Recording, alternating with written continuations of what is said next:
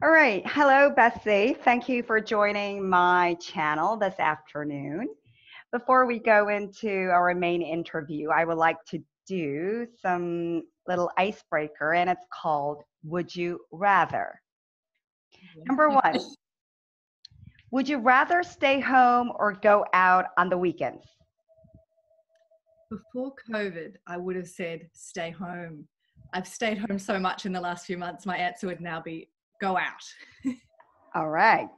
Number two, would you rather eat alone or eat with a group when you are depressed?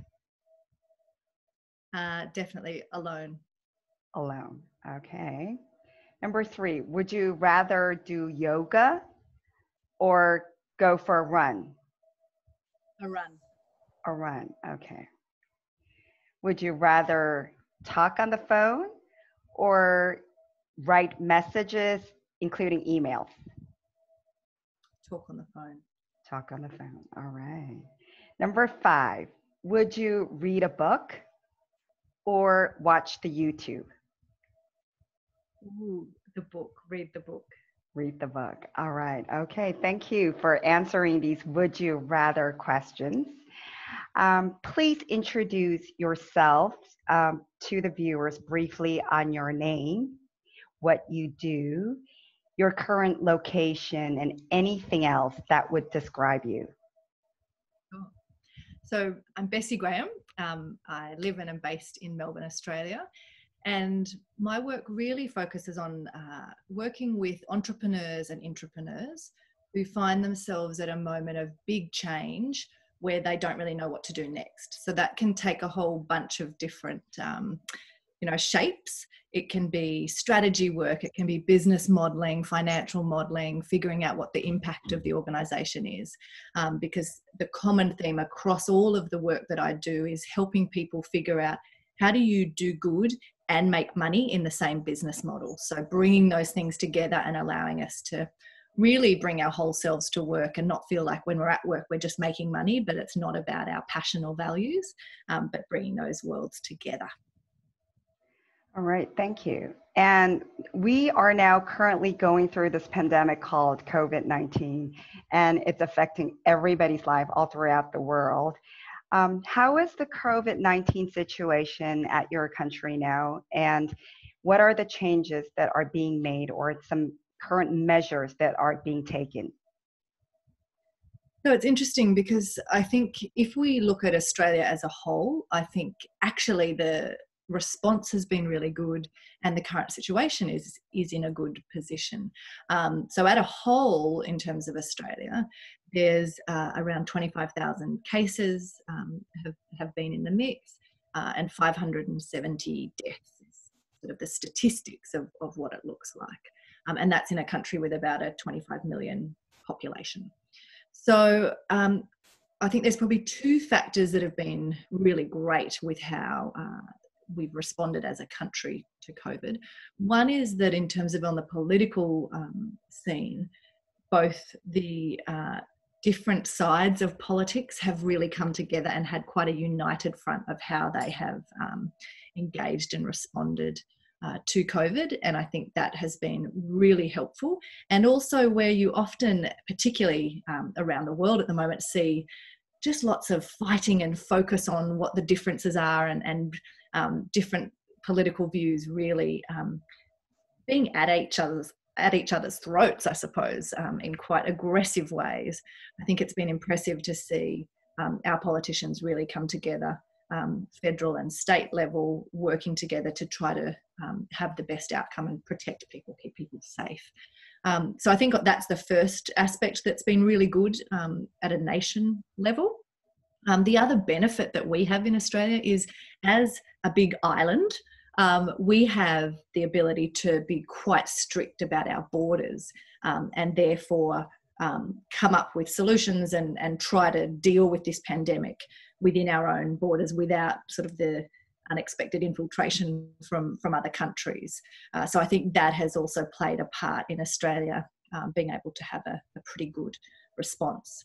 that's at the national level. What's been tricky, and for me personally, is that I'm in the one state that is not doing so well. So in Victoria, where I live, where Melbourne is, the vast majority of those cases have been in my state. The vast majority of the deaths have been in my state. So of that sort of 25,000 cases, nearly 19,000 of those are in my one state. And of the 570 deaths, 485 are in Victoria. So we're carrying the bulk of that challenge here. And so in terms of your question related to what's happening, what are the changes, what does it look like? In many states in Australia, it's actually pretty much business as usual now. They had some initial kind of issues, but because they've been able to lock down their state borders and control the virus within that state, they're actually able to act quite normally, how we all did before this, within their state itself. But for me and for those of us here in Victoria, we're in a what's called a stage 4 lockdown. So quite strict, and have been for quite a while. We've sort of moved up the stages, but stage 4 means that you can only travel a 5-kilometre radius from your house, and the only reasons you're allowed to leave your house is 1 hour a day for exercise within that 5 kilometres. One person in the household can do an essential kind of food shop, or go and get supplies per day, again within that 5-kilometre radius. And then if you have any medical or health caring kind of jobs you have to do, doctors you have to see, you're allowed to still do that. But unless you're then an essential worker, you're not allowed to go to work. So there's no retail, no offices. I haven't been into my office for months. All of that kind of stuff is completely in lockdown. So that's in Victoria. We are in quite, we're feeling COVID very strongly. But if you ask someone in Western Australia, in Perth, they'd be saying, oh, we're at the beach, we're at the cafes, we're having a great time. So quite different depending on where you are. Mm-hmm. Very interesting. So how long have you not been going to work? How long has this stage 4 have taken measures? Since when? Stage 4 has been about a month now.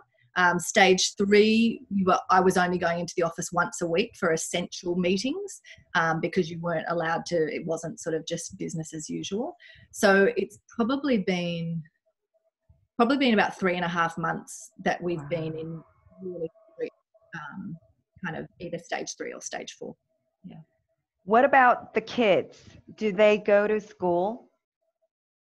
So that's one of the bits that, particularly if you're trying to work and you've got kids, it's pretty tricky. So the kids aren't at school. They're doing all school via Zoom and over the internet. And my children do not like it. So it's very hard. I feel so sorry for them. So we've got at least the rest of this school term, which is 3.5 more weeks, where they won't be at school. And I think it's probably likely that after the next school holidays, they still won't go back for a few weeks. So the kids haven't been at school for, since partway through the previous term. So it's been a while. Yeah. Are they accustomed to online classes, the kids in Australia? Not at all. Certainly not in a sort of in a city or in a main area. We have an extraordinary thing for people who are quite remote. So if you're living out in the desert or out on a property in the middle of Australia, because we have while it's a huge island, most of us live around the water, and then there's a big sort of dry centre here in Australia. So for those that are quite remote, they are used to doing school remotely, and that's been more over radios and things since back in the day, more so, and then over time moving to the internet. But for our kids, this is the first time they've ever had to learn this way, and they miss their friends, and it's disconnected, and so they're really struggling. I mean, my oldest son, who's 14, he had just moved to a new school, had only been there for 2 weeks, and then we went into lockdown. So he doesn't even know anyone that he's in the class with. So it's really isolating for them. So it's pretty hard. Very hard for us here too. I think it's hard for everyone around the whole world.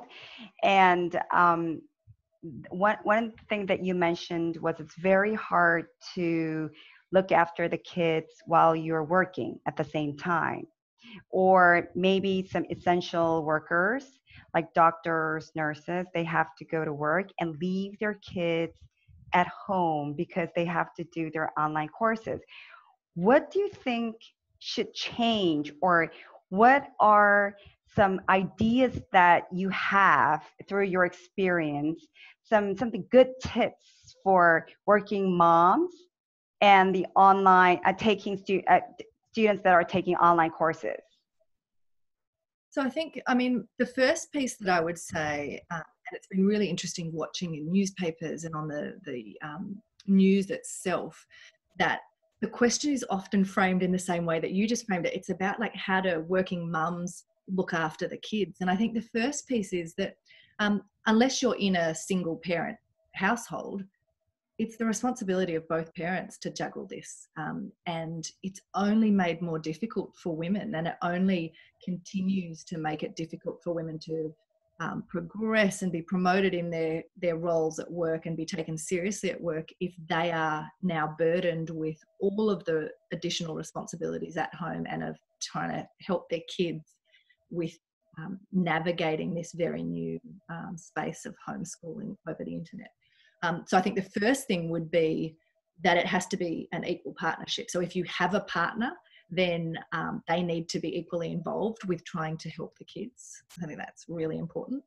The other piece is we have just found that we've had to drop our expectations. So removing some of the pressure on the kids of like, it doesn't have to be perfect. And, you know, if you have a day where you just feel completely overwhelmed and you don't really know why, but you just want to cry, let's just turn the Zoom off for a minute, have a cuddle, have a cry, you know, go for a walk with the dog quickly outside, do something. So I think being kind and really just removing some of the pressure, because if we as adults are struggling with this change, it's incredibly massive for our kids to deal with that. So I think dropping expectations, really just looking after each other and being kind, because we're all just doing our best. I think that's been really helpful in our house. Thank you for sharing this wonderful two pieces of your experience. I think it's a really good tip, because the first part, really, I never thought about that, because I thought it was the mother's responsibility to take care of the kids plus do all the house chores. And, you know, in Korea right now, we have not been going to school since last December. Goodness, wow, massive. So that's big.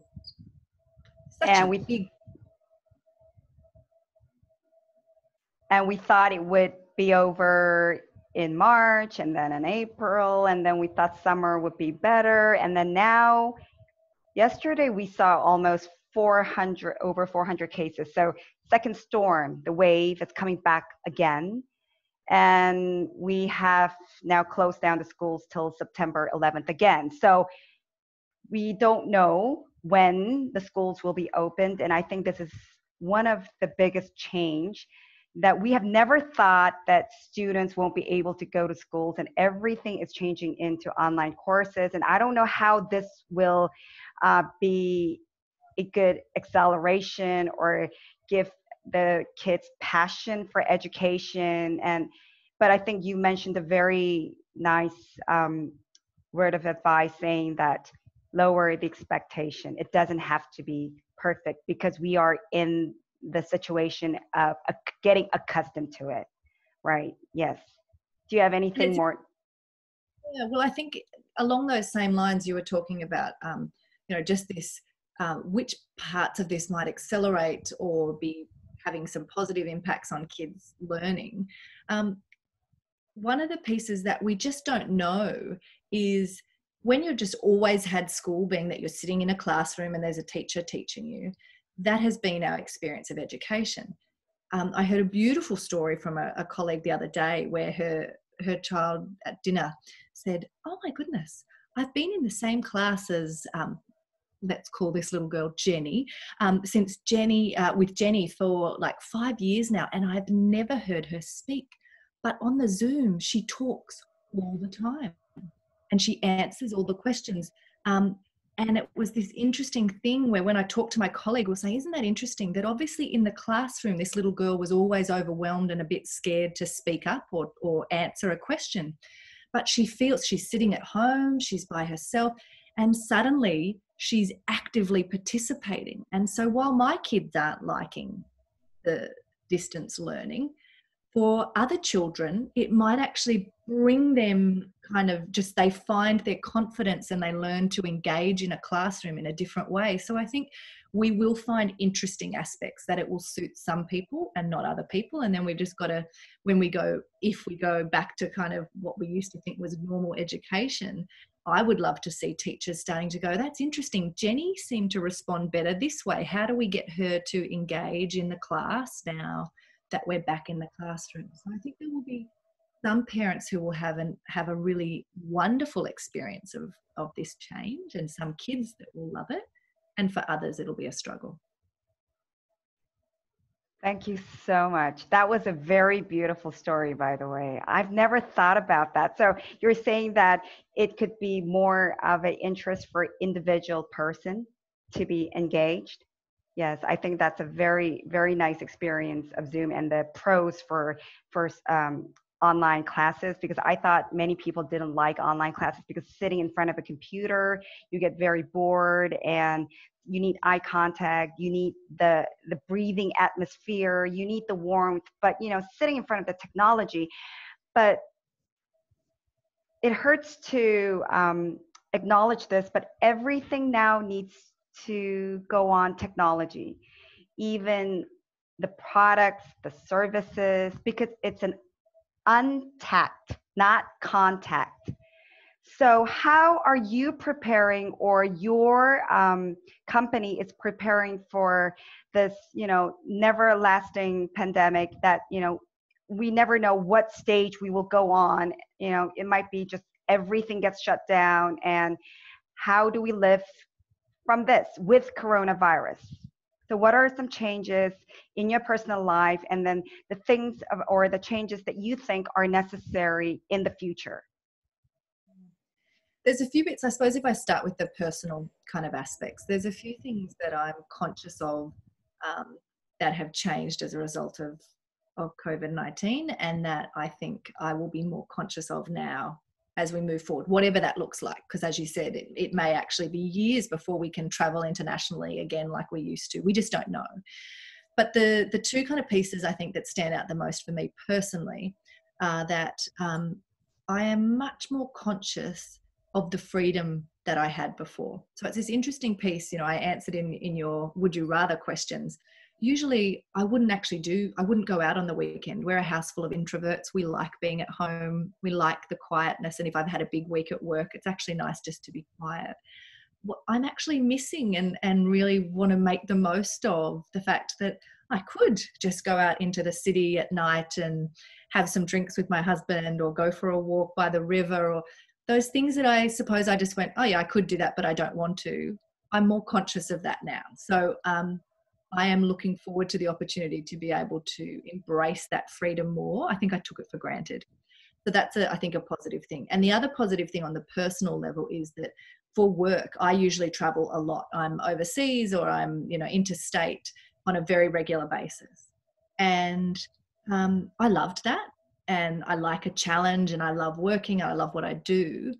But being at home now for months and I haven't traveled since I think the last trip I did was early March. I want to be much more conscious of, I still will take those opportunities and travel for work and do those things. But my youngest son is 11 now. So, let's say for at least the next 7 years while he's at school and he's still around more, I think I just want to be more conscious of, do I really need to do that trip? Could I have a Zoom instead? Could I do it differently? Which kind of is a segue into on the business side, how do we adapt and change? And I think there are some interactions, there are some types of the work that I do where I would still argue very strongly you have to be in the room. So in the way that you talked about before of a classroom where you need to feel that energy, you need to be able to read people's body language, you have to interact in that very human way. There are some conversations, some of the strategic kind of work I do with, say, a board or an executive team, where you have to have pretty difficult conversations and you have to be able to tell people things they don't want to hear. When you try and do that via Zoom and it removes a level of humanness, that means you can be much more easily misunderstood. You can, people can think you're being rude when you actually weren't meaning to be rude, or you may not pick up on their body language that they're uncomfortable because you're not in the same room. So I think it's going to be a bit of trial and error because we're trying to figure this out, right? So during COVID, I have run a number of sessions that I'd only ever run before in a room with people. Most of them haven't actually worked very well. Now, what I have to figure out is, okay, is that just because I've not done it before and I need to do it? Like everything in life, maybe by the 10th or 20th time I've done it, I'll gradually be better. And so I have to learn to go back to being not very good at something that I used to be good at, right? When I'm in the room, I can train a group of people really well. When I've got 40 people on Zoom and they all turn their camera off and I can't see anyone and I'm trying to talk for hours and train people, that's really hard. And so I think the navigation point for all of us on a business side is trying to pull apart, do I just not like this because suddenly I'm not actually very talented anymore, or I don't get the results anymore, and I have to push through that? Because if I just keep trying and practice and ask people to give me a bit of grace and say, not used to doing this over Zoom, but I'm doing my best, let's figure this out. So do I need to push through the discomfort and just practice and I will get better? Or, and this is what I've also had to do a lot of during COVID, or do I need to have a conversation with a client that says, I know you want to progress with this project, but this isn't working and we're going to have to put it on ice and come back to it in a few months, hopefully a few months, not next year. Because some things you could actually damage relationships from a business side, or you could give a client, not a very good outcome if you try to just push through because you want to get that contract or you want that payment. And I don't think that has integrity for the client. If you know you can't actually deliver that piece of work to a high standard, it's not great in terms of integrity to still take their money and do that. So I think a little bit like we're trying to be kind to our kids and say, drop the expectations. It doesn't have to be perfect. We're figuring this out. I would say that is the exact same situation every business owner is in, where they're trying to be realistic about what they can and can't do, but also stepping into and trying new things and trying to work out, can I do this remotely? Can I, as you said, actually find a whole bunch of new opportunities? Can I position myself in a different way? Is there an offering or whether that's a product or a service, is there something I could do for my customers now that I had never thought of before, or that they would never have considered buying from me if they had the option of being in the same room? But now that they have dropped their expectation and they say, actually Bessi's in Melbourne, but we don't have to fly her here to work with her. We could just do that even though we're in completely different countries. So does it actually open up a new group of customers to you who say, I would like you as an advisor, or you could work with me, because now they're open to that. So I think I don't have a neat answer. I haven't figured it out, but I am trying to decide when to hold my ground and say, no, I can't actually deliver that remotely, and when to get over my ego and be happy to go back to being not very good at something and learning how to do it differently. I really like what you said, because I think everybody is struggling. It's not just your problem, because this is such a new thing and it was very unprecedented. So every morning I read the newspaper, this global big companies are changing the way how they train their employees. Like, you have to learn technology, everything needs to be on tech, and you have to learn computers, you have to fight with technology, everything you have to combat with technology. That's what the Korean, a lot of companies are doing. But personally, I think I totally agree with you, because some things cannot be done remotely. Yes, I think many viewers should remember, when you're doing Zoom conference, it's not very easy to say negative things, because it really will damage relationship. That's a very good point, and I should really keep this in mind. Yes. Another thing is, like, I don't have to fly to Australia to speak to you now or do an interview. So this is another good opportunity. Whereas I would really love to be in one place with you. But, and also lastly, like, you are now figuring out what I should do and what not to do, what I'm good at, so I think everybody needs to sort of reboot themselves, like rethink over, yes. And my final question is, we are now using the word untact, like UNTACT. It's an opposite word of contact, but I would like to make it Untact. I hope you understand this word. Not untact, like UNTACT, but like Untact. So you're being remote. You're conveying messages remotely. You're doing everything remotely, technologically, and that's called untact. You're not looking face to face, really. But how do you make untact into Untact? Anything pops up into your mind? You know what, it goes back to where we met 22 years ago.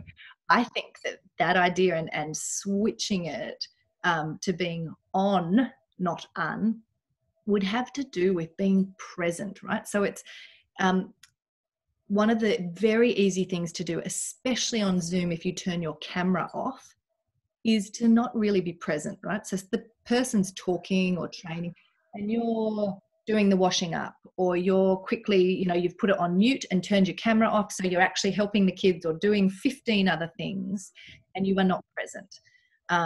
I think switching and having that connection still through the on piece is about being present. And one of the ways, particularly with something like Zoom, that it's helpful just to prompt yourself is around empathy. So that goes to the youth ambassador kind of connection for you and I.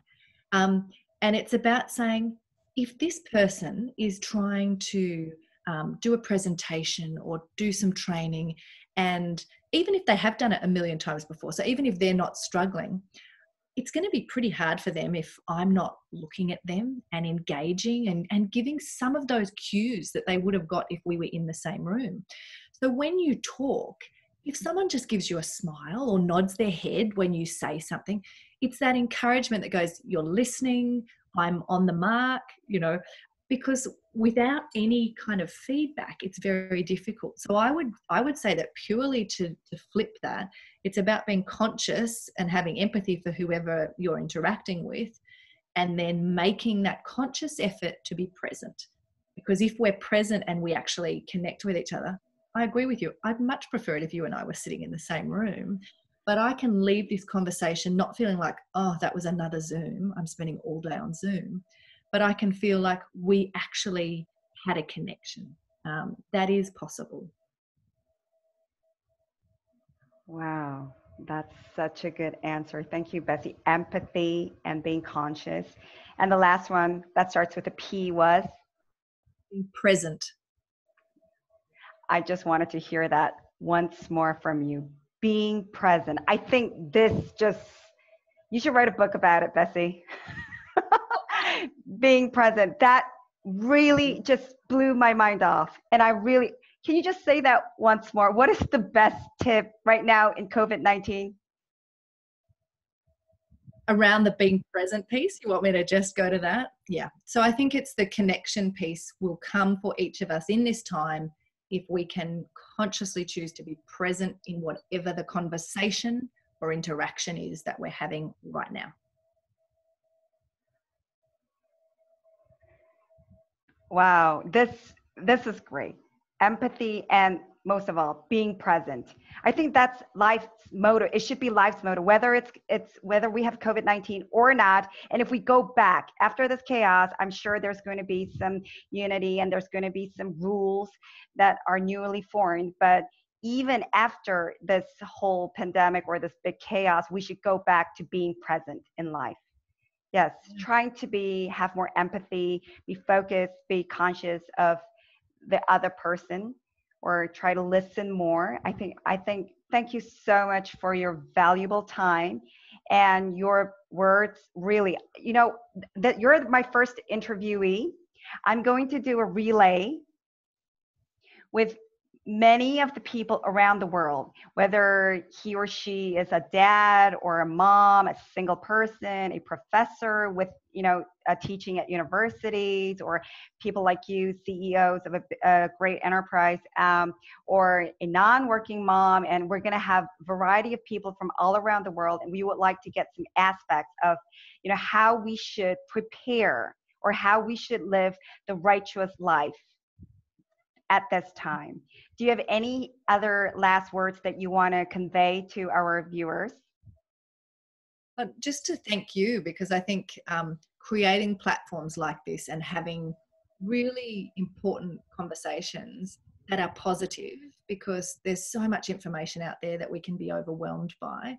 But just to start to hear from that range of people, and it might be that there's just one idea in each conversation where you go, oh, I'm going to try that, or I want to try to think differently about an issue. So just thank you for creating that space and platform for such important conversations.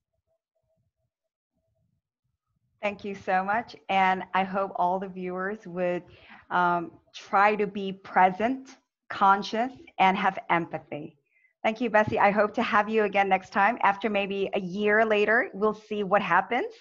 So from today, a year after from today, we will see how you're doing. And I'm so excited to see what the world's going to turn out into.